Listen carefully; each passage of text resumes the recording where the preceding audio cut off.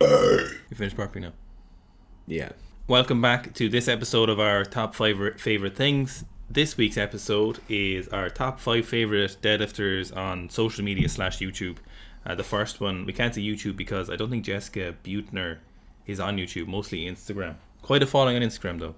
So we've picked 5 of our favourite deadlifts. Some of them are things you can learn a lot from, and some of them are just really entertaining deadlifts for us to watch, and we're just going to run through the 5 of those and give you some takeaway points from them that you can possibly use from your own deadlift and some things you can think about.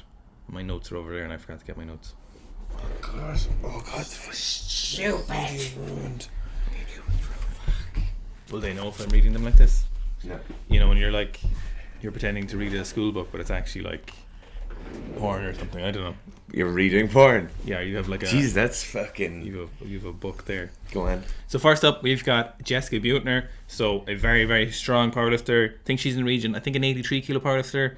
Not incredibly au fait with the weight class, but she's actually the best conventional deadlifter of the 5 that we've picked. Her technique is very, very good. She does a lot of points and has things that are very on point. Some things that are very, very useful to see when you are deadlifting or conventional deadlifting. So the main takeaway from hers, and if anyone remembers months ago, maybe a year ago at this stage on our Instagram, we went through some of the 7 key points about improving your deadlift.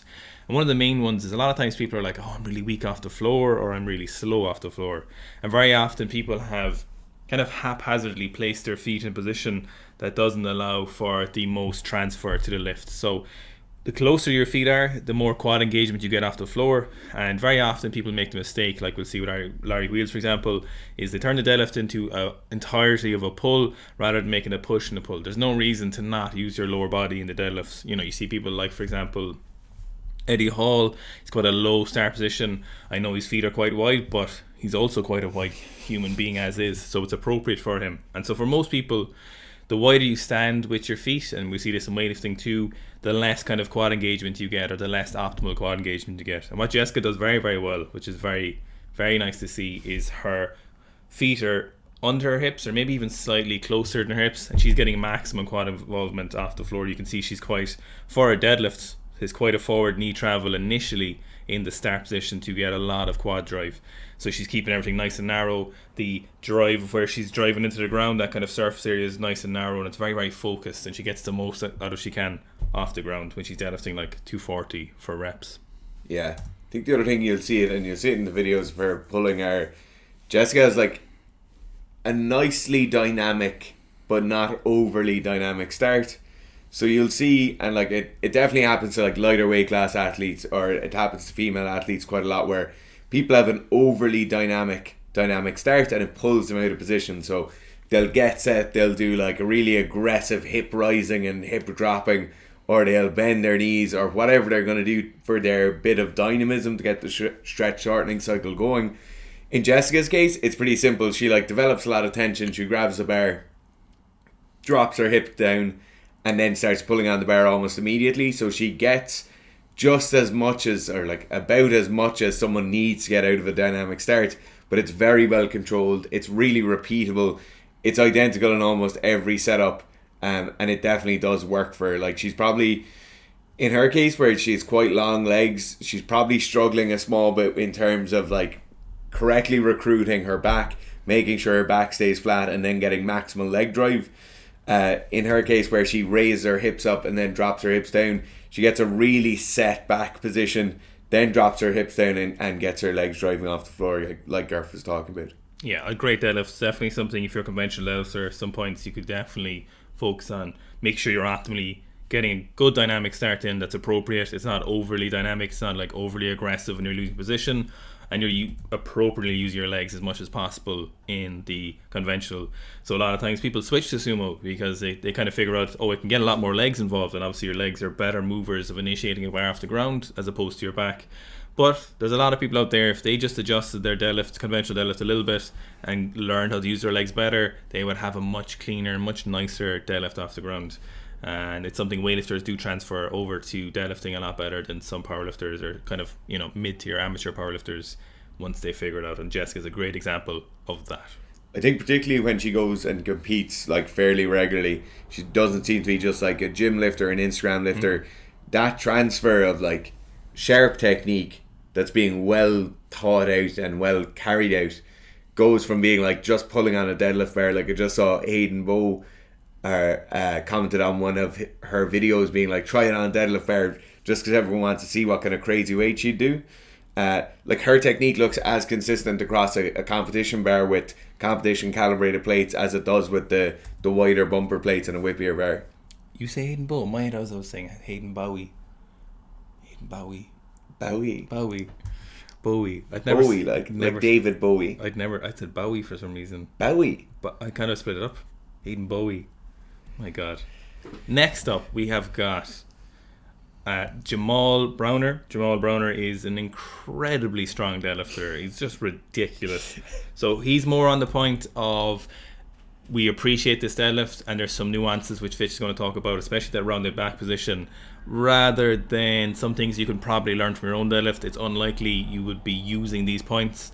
So for example, one of those is, like we're talking about there with Jessica's deadlift, she has a very controlled dynamic start, whereas with Jamal's deadlift, right, he is using sumo deadlift, but he's using sumo deadlift as a position of reducing the barbell distance as opposed to using his legs more. So he is quite high hipped in his dynamic start. He's quite high hipped in his start position where the barbell moves off the ground. So like most people will see in a minute, like with Stephy Cohen, she's very, very low hips and she's getting a lot of leg drive off the floor. Whereas with Jamal's deadlift, he is just using all of his power. He's using all of his back. He's considerable back, and he's using a very, very aggressive dynamic start, which can be very, very difficult to initiate, or very hard to control, especially at very, very heavy deadlifts. But he makes a great show of it. So he doesn't use the sumo deadlift that most people switch to sumo deadlift in, and that he's trying to use as much quads as possible. He seems to be using this for as much as possible to reduce the barbell distance and give him a very, very nice start. The thing you'll see if you're watching Jamal's deadlifts from the side is like a rounded upper back, so rounding in the T-spine, rounding forward of the shoulders. And to be honest, this is something that we see a lot of when we get like amateur powerlifters coming to us. They'll have non-ideal techniques. So this, if you look at a model, this is non-ideal technique, right? He's doing it for certain reasons, but biomechanically it's a non-ideal position. In the case of Jamal, right, he's an absolute horse. He's a beast of a man. He is absolutely huge. The rounded upper back isn't a dangerous position for him due to the fact that his morphology and the size of his frame can handle it. What that rounding of the upper back allows him to do is it allows him to keep his body weight slightly further back, allows him to actually cut down the distance the bar is being lifted, and overall allows him to engage a small bit more leg and back in the pull than he would if he was in a perfectly proud neutral back or slightly extended back position. If you're a person who isn't like Jamal, right? So if you're deadlifting under 250 kilos or under 300 kilos, you can never ever do this. You shouldn't ever do it. You should never look to do it as something you want to do. In the case of Jamal, it will allow him to do certain things. But you can be very, very sure that Jamal could lift within 85 to 90% of his 1RM deadlift without ever having to get into that kind of rounded upper back position. So one of the other additional aspects he gets from that rounded upper back position is, you can see from the side, when that rounded back position, it actually lets him stay in a position where his shoulder joint is directly over the barbell and his wrist. So obviously this allows for a better transfer of power. You'll also notice as well that he actually uses a little bit of a lower hip position when he's not using straps. So obviously when you're using straps, you can yank on the barbell more because you don't have to worry about your grip loosening. So when he's not using straps and he's using, it looks to be a hook grip from here, he's using a little bit of a lower hip position, more of a forward knee angle. So he's getting a little bit more legs involved, which would obviously make sense. So he's trying to compensate for the not full use of his back compared to using straps. So he's getting a little bit more of an even distribution, but still no less a ridiculous deadlift. Next up, we've got the woman herself, Stephy Cohen. So Stephy Cohen for me is someone who is phenomenally impressive due to her size and her deadlifts. Obviously her physique is amazing, but the main thing about her deadlifts that I really like is how controlled she is in her position. So she gets into phenomenally patient positions in her deadlifts, and she gets so much leg drive from the deadlifts, which is very, very, very impressive, and it's very, very useful for her. So if you look at the knee angle, her toes and her hip angle, she gets something wrong, or sorry, she gets something correct that a lot of amateur deadlifters get wrong, that we kind of engage with, is you'll often see is this angle won't be as straight as possible, or this kind of line, if you're looking at it from a certain angle, her hip, knee and toes are lining up as best or as anatomically or biomechanically as optimally as possible. Whereas we do see with a lot of kind of amateur sumo deadlifters, we'll see that this knee angle is inside the line of her hips and her toes, or their hips and their toes, and very, very often they end up with a very, very poor and less powerful sumo deadlift than they could possibly otherwise have. So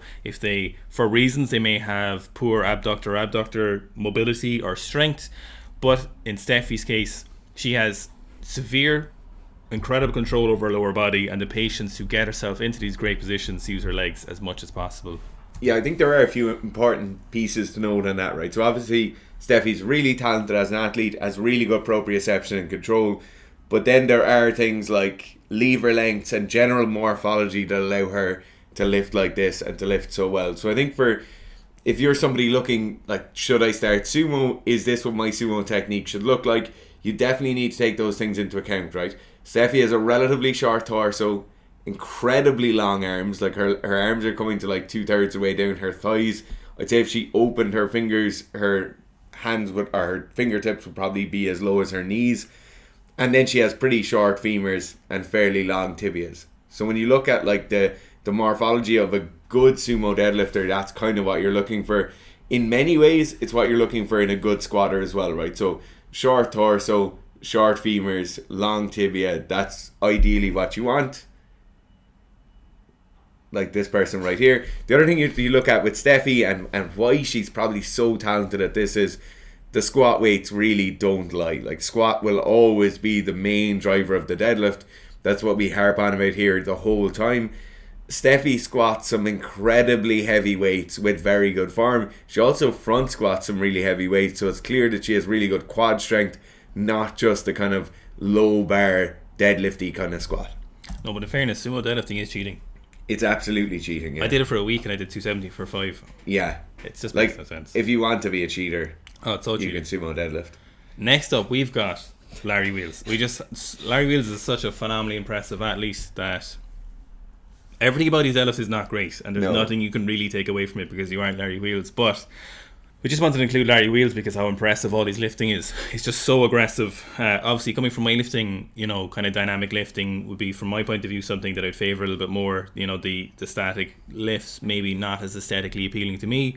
Whereas from Larry's lifting, it's just so aggressive, incredibly dynamic start, quite a compromised and maybe not an ideal dynamic start. It's all back, all upper body, but it's just so aggressive that it's hard not to appreciate just how fucking good Larry's deadlift is.